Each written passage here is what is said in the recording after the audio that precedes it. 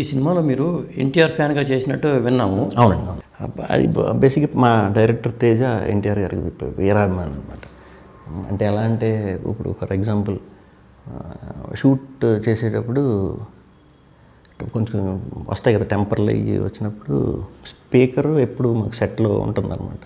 బీజిఎంతోనే shoot చేసేవాళ్ళం maximum.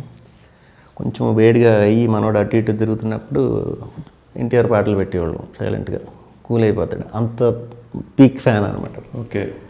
So మాకు కథ చెప్పినప్పుడు కథ ఇది ఇది ఇది ఎలిమెంట్స్ గ్రామీణ నేపథ్యం. సో ఈ బ్యాచ్ ఆర్టాస్ అనే బ్యాచ్ అందరూ కూడా చిన్నప్పటి నుంచి ఒకే ఇష్టాలతో పెరుగుతారు.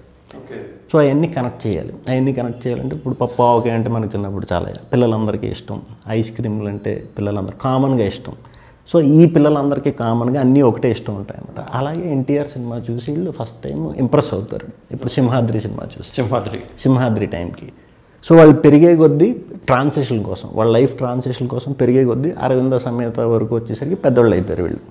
సో ఆ ట్రాన్సిషన్ ఆ చిన్నప్పుడు ఇష్టమే పెద్ద అయ్యాక కూడా కంటిన్యూ అయిందనమాట.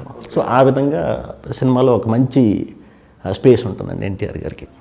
ఆ తర్వాత అండి ఈ ఎన్టీఆర్ గారి ఫ్యాన్గా మీరు చేశారు అంటే ఆయన మంచి డ్యాన్సరు కూడా. ఇందులో కూడా అలాంటి డ్యాన్స్ స్కోప్ ఉందా ఏమన్నా?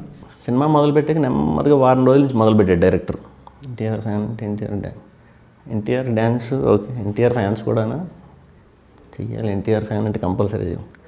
సరే ఎన్టీఆర్ అంత ఎనర్జీతో ఎవరో చేయలేరు డ్యాన్సు, సరే చూద్దాం అని చెప్పి చాలా ట్రై చేసి అవాయిడ్ చేయడానికి మొత్తానికి ఫస్ట్ టైం నా కెరీర్లో డ్యాన్స్ చేయించాడు.